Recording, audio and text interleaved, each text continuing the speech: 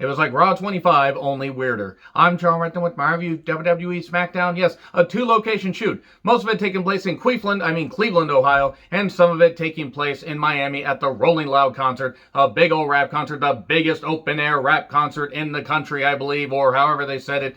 And those fans had no goddamn idea what they were watching, or they were too goddamn high, or they just wanted to see their rap music. I don't really fucking care, but besides the visual, WWE needs to never do anything like that again. It was like WCW World Wild, except without bikers being all goddamn racist.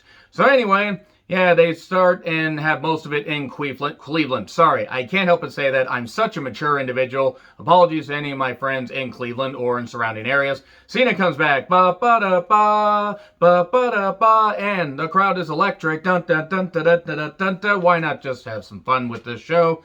And he was feeling it. I'm really feeling it. Thanks, Derb. That quote is forever stuck in my head.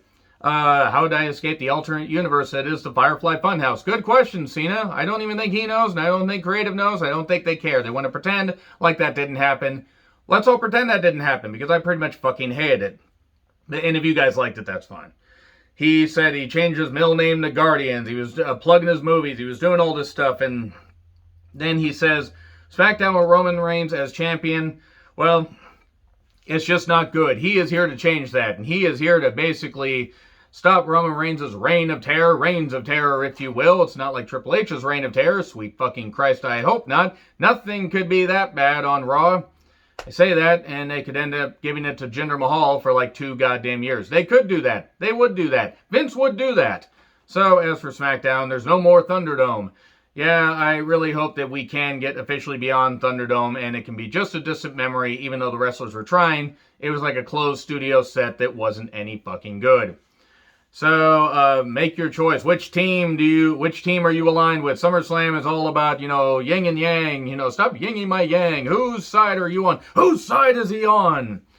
Team Jorts or Team Cargo Pants and, Team Cena, Team Reigns, all this. Like, who are you choosing? And he says after SummerSlam, they're going to realize the champ is here. Roman doesn't appear. And he keeps saying, please? Like, maybe that'll get him to come out? Nope.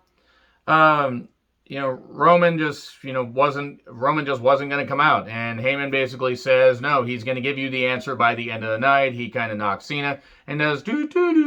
He does that, he does it in a very amusing way, because Heyman is able to do that. Even when scripted, he can just make something work because he is a master wordsmith and a tremendous promo, one of the best promos of the last 30 years. And cool, so we get Cena basically getting, he's going to get his answer by the end of the evening. We don't see Cena. I mean, we never see Cena anyway, because we can't, har. But now we have recaps of Balor laying out Zayn, that I just did kind of blitz over in my review last week. I do apologize. So Finn has his Balor Club on full display worldwide. Fangirls and some fanboys certainly love to see that. And then we go to break, and Balor and Zayn had a match. It was pretty good. Pace is good. Zayn is a really good heel, and Balor was absolutely on fire here. The crowd loved him, as you would expect, for he is Finn Balor. And we've had a dive and a break, and Balor's all fired up. Balor hit the steps during the break, and Zayn took over for a bit.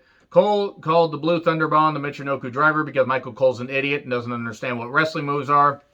And he tried to correct it, and he just flubbed it even more. Just like, they need to get somebody else on commentary. Pat McAfee needs somebody else, because he is head and shoulders, knees and toes above Michael Cole.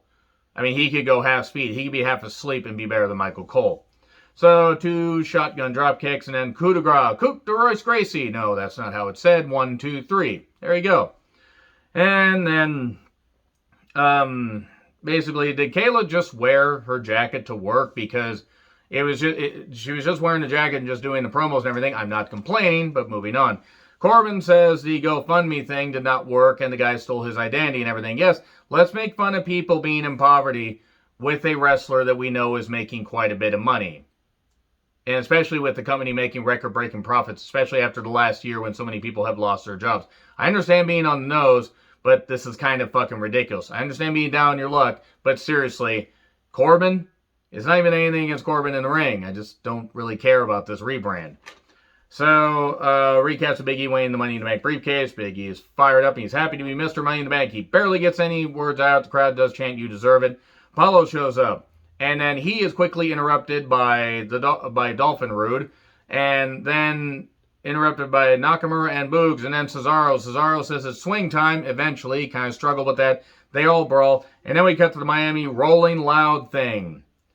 Let me just say right now, I don't really care who any of these people are. I don't know what that collection of cauliflower was that was, introducing us.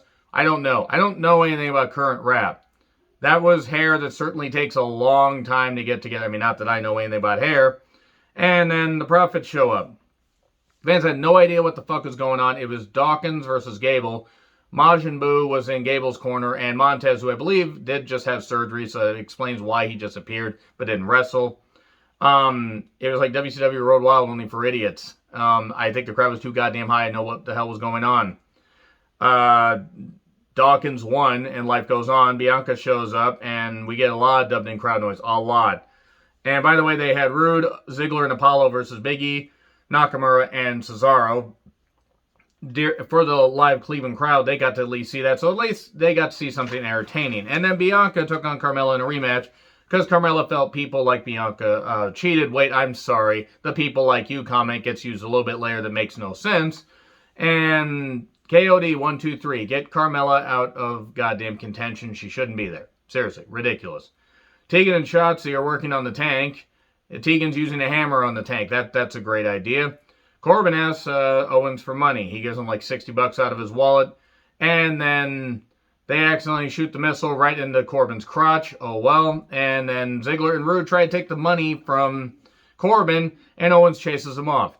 If Owens versus Corbin is going to be your unlikely tag team, you have better tried something better creatively. That is not good.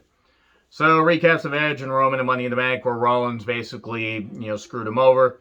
Edge gets a pop and says he would have won the title had it not been for Seth Rollins. He calls out Seth Rollins, who wants to burn it down. And Edge does actually also mention the Brood and being in the Ministry of Darkness and the corporate ministry. And remember that?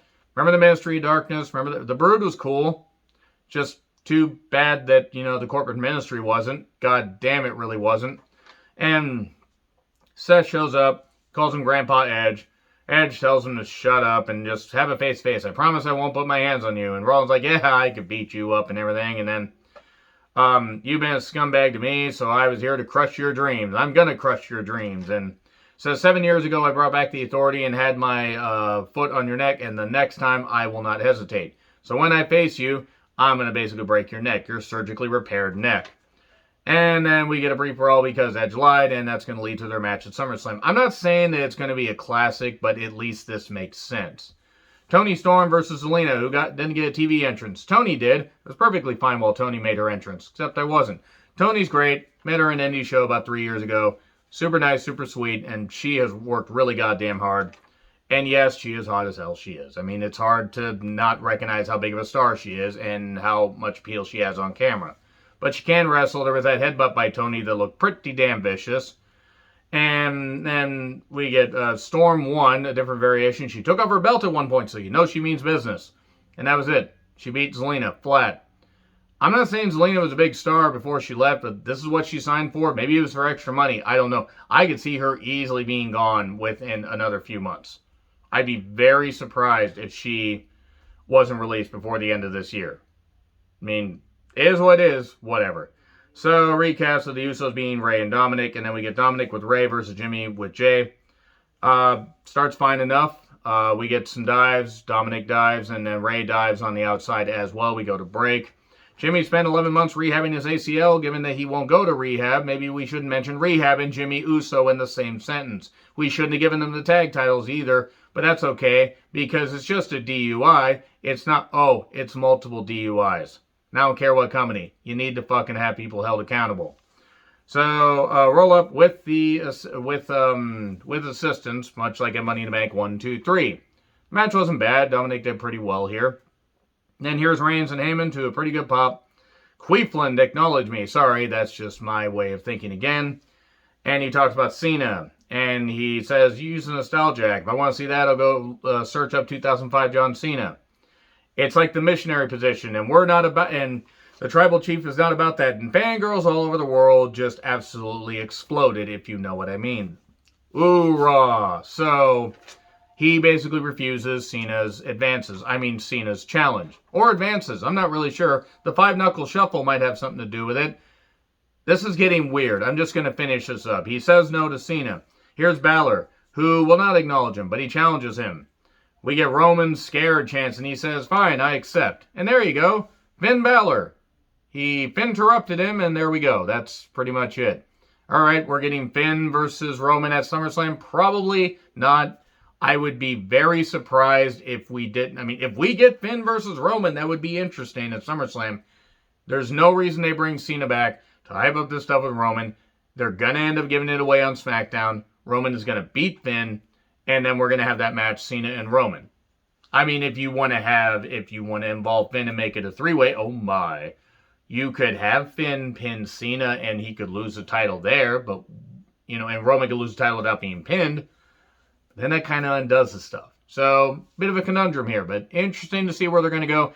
And they're going to have to really try hard. I know they sold a lot of tickets to Divergent Allegiant Stadium, but they're going to have to really try hard to get the crowd interested.